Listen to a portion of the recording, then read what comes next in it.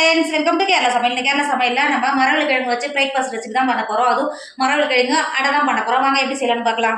Friends, நம்ம 1 kilo மரவள்ளிக்கிழங்கு எடுத்துருக்கோம். அந்த 1 கிலோ மரவள்ளிக்கிழங்கு வச்சு நம்ம தோசை, இட்லி எதுவும் செய்யாதப்போ சூப்பரான ஒரு டிஃபன் தான் பண்ண போறோம். அதற்கு பார்த்தீங்களா, அந்த மரவள்ளிக்கிழங்கு இருக்கு பார்த்தீங்களா, இந்த தோலெல்லாம் இந்த மாதிரி கத்தி வச்சு தோலெல்லாம் கட் பண்ணிக்கோங்க. கட் பண்ணிட்டு எந்த அளவுக்கு உங்களால் குட்டி குட்டியாக முடியுமோ அந்த அளவுக்கு நல்லா கட் பண்ணி எடுத்துக்கோங்க. நம்ம மிக்சியில் தான் போட்டு அரைக்க போகிறோம். அதனால எந்த அளவுக்கு உங்களால் முடியுமோ அந்த அளவுக்கு குட்டி குட்டியாக கட் பண்ணிக்கோங்க. கட் பண்ணி எடுத்துக்கோங்க. நீங்கள் மரவள்ளிக்கிழங்கு எடுக்கும்போது நல்லா விளைஞ்சி வேறு இருக்கும் பார்த்தீங்களா, அந்த கிழங்கு எடுக்காதீங்க. மிக்சியில் அரைக்கும் போது அரைக்க முடியாது. இது பாருங்க, அதனால தான் நான் வேறு இல்லாமல் கிழங்க கட் பண்ணி எடுத்துன்னு வந்து வச்சுருக்கேன். இப்போ இது மாதிரி இருக்கிறதோட எடுத்துட்டு நல்லா குட்டி குட்டியாக கட் பண்ணிக்கோங்க. ஃப்ரெண்ட்ஸ், நம்ம கட் பண்ணி எடுத்த மரவள்ளிக்கிழங்கு இந்த அளவுக்கு இருக்கணும். நான் தண்ணி எதுவும் சேர்க்காத லைட்டாக கலர் மாறிடுச்சு. இப்போ ஒரு மிக்ஸி ஜார் எடுத்துக்கோங்க. நம்ம கட் பண்ணி வச்சுருக்கோம்ல மரவள்ளிக்கிழங்கு, அதை உள்ள சேர்த்துக்கோங்க. தண்ணி எதுவும் சேர்க்காமலே சேர்த்துக்கோங்க. சேர்த்து கொடுத்துட்டு மிக்ஸி மூடி போட்டு மூடி நல்லா அரைச்சி எடுத்துக்கோங்க. தண்ணி எதுவும் சேர்க்க தேவையில்லை, நல்லா அரைச்சி எடுத்துக்கோங்க. ஃப்ரெண்ட்ஸ், இப்போ பாருங்கள், தண்ணியே சேர்க்காமல எந்த அளவுக்கு நல்லா அரைச்சிட்டு இருந்திருக்கோம் பார்த்தீங்களா. எங்கள் வீட்டில் இருக்கிற மிக்ஸி நல்லா ஃபாஸ்ட்டாக அரைக்கும். உங்கள் வீட்டில் அரைக்கிற மிக்ஸி ஏதாவது பிரச்சனையாக இருந்தால் இந்த அளவுக்கு அரைக்க முடியல, கொஞ்சம் தண்ணி சேர்த்து அரைச்சிக்கோங்க. அரைச்ச மரவள்ளிக்கிழங்கு மாவை இது மாதிரி ஒரு பாத்திரத்தில் மாற்றிக்கோங்க. இருக்கிற கிழங்கெல்லாம் இதே மாதிரி அரைச்சி எடுத்துக்கோங்க. ஃப்ரெண்ட்ஸ், நம்ம இருந்தால் மரவள்ளிக்கிழங்குலாம் அரைச்சி எடுத்துட்டோம். இப்போ மாற்றி வச்சுக்கோங்க. ஃப்ரெண்ட்ஸ், மரவள்ளிக்கிழங்கு அடை செய்யறதுக்கு இப்போ ஒரு மிக்ஸி ஜார் வச்சுக்கோங்க. இதில் 10 12 பச்சை மிளகா சேர்த்துக்கோங்க. உங்களுக்கு காரத்தை கணச்சிட்டு சேர்த்துக்கோங்க. நான் கப்பல் மிளகா எடுத்துருக்கேன், நல்லா காரசாரமாக இருக்கும். இப்போ மிக்சியில் சேர்த்து கொடுத்துட்டு அது கூடவே 15 சின்ன வெங்காயத்தை தோல் நீக்கி வச்சுருக்கேன், அது உள்ள சேர்த்துக்கோங்க. 2 டேபிள் ஸ்பூன் பெருஞ்சீரகம் சேர்த்துக்கோங்க. பெருஞ்சீரகம் பண்ணும்போது சீக்கிரமாக ஜீரணமாகும், டேஸ்ட்டும் நல்லாயிருக்கும். இப்போ பெருஞ்சீரகம் சேர்த்து கொடுத்துக்கோங்க. சேர்த்து கொடுத்துட்டு மிக்ஸி மூடி போட்டு மூடி ஒன்றும் பாதியமாக அரைச்சி எடுத்துக்கோங்க. ஃப்ரெண்ட்ஸ், இப்போ பாருங்கள், நான் அரைச்சது இந்த அளவுக்கு இருக்கணும். இப்போ இது ஒரு பக்கம் மாற்றி வச்சுக்கோங்க. ஃப்ரெண்ட்ஸ், நம்ம முன்னாடியே அரைச்சி எடுத்து வச்சுருக்கோம்ல, இப்போது நம்ம அரைச்ச மாவோட சேர்த்துக்கோங்க.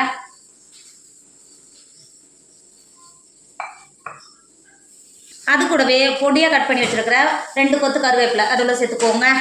1/4 கப் தேங்காய் சேர்த்து கொடுத்துக்கோங்க. நம்ம தேங்காய் சேர்த்து பண்ணும்போது இன்னும் நல்லா டேஸ்ட்டாக இருக்கும். 1/4 கப்பு தேங்காய் சேர்த்துக்கோங்க. சேர்த்து கொடுத்துட்டு அது கூடவே 2 டேபிள் ஸ்பூன் உப்பு சேர்த்துக்கோங்க. அது கூடவே 250 கிராம் கப்பில் 1 கப் அரிசி மாவு எடுத்துருக்கேன். இப்போ உள்ளே சேர்த்துட்டு நல்லா கெட்டியாக வர வரைக்கும் நல்லா கை வச்சு நல்லா பிசைஞ்சு கொடுத்துக்கோங்க. மசாலாவோட சேர்த்து நல்லா பிசைஞ்சுக்கோங்க. மாவு குழச்சி எடுத்த மாவு இந்த அளவுக்கு இருக்கணும். நம்ம குழச்சி எடுத்த பிறகு கையிலே ஒட்டாது. இப்போ பாருங்கள், பார்த்தீங்களா. இப்போது இதிலேருந்து இந்த அளவுக்கு நல்லா பெரிய சைஸாகவே ஒரு உருண்டை எடுத்துக்கோங்க. சைஸாகவே எடுத்துக்கோங்க. எடுத்து இது மாதிரி உருட்டிக்கோங்க. நம்ம எப்படி உருட்டினாலும் நம்ம கையில் ஒட்டாது. இப்போ இதை உருட்டினதை ஃப்ரெண்ட்ஸ், இப்போ அடுப்பில் தோசைகள் வச்சுக்கோங்க. இதில் எல்லா இடத்தும் வர மாதிரி நல்லா ப்ரஷ் வச்சு எண்ணெய் தேய்ச்சி கொடுத்துக்கோங்க. இது நமக்கு எந்த அளவுக்கு சூடாக இருந்தாலும் இந்த ப்ரஷ்ஷு நல்லா தாங்க, உருகி போகாது. அப்படி இல்லைனா, இந்த மாதிரி ப்ரஷ் இல்லைனா உங்ககிட்ட உருளைக்கிழங்கு இல்லை வெங்காயம் அது மாதிரி பண்ணுவீங்கல்ல, அதை விட நல்ல ஒரு பெஸ்ட்டான ஐடியா நம்ம வாழை மட்டை இருக்குது பார்த்தீங்கன்னா, அதை வச்சு முன்னாடி கட் பண்ணிவிட்டு நசுக்கிட்டு தேய்ச்சிக்கிட்டாலும் சூப்பராக யூஸ் ஆகும். ரொம்ப நாள் வரைக்கும் யூஸ் பண்ணலாம். இப்போ தேய்ச்சி கொடுத்துக்கோங்க. தேய்ச்சி கொடுத்துட்டு நம்ம எடுத்து வச்சிருக்கோம்ல ஒரு உருண்டையாக நடுவில் வச்சுக்கோங்க. வச்சுட்டு இப்போ கை வச்சு நல்லா தேய்ச்சி கொடுத்துக்கோங்க. உங்களுக்கு சுடுன்னு ரொம்ப பயமாக இருந்தாக்கா வேற ஒரு வாழை இலை இருக்குது பார்த்தீங்களா,